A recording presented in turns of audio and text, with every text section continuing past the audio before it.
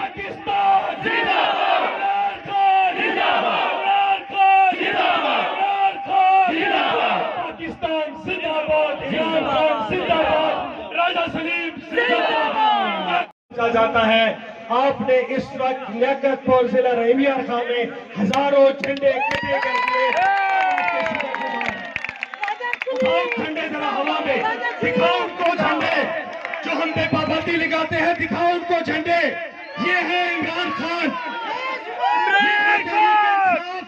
तुम कितने झंडे झुकाओगे, तुम कितना इमरान खान बंद करोगे? ये देखो, ये खड़ा है इमरान खान। वो अडियाला में नहीं, वो जिला रहीमिया खां में आ चुका है। मैं आपको मुबारकबाद देता हूँ।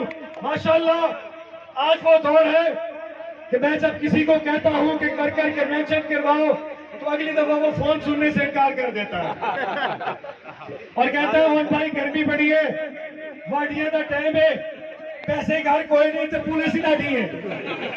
लेकिन इस वक्त में राजा साहब आपने हिम्मत की और ये याद रखिएगा, ये हिम्मत आपने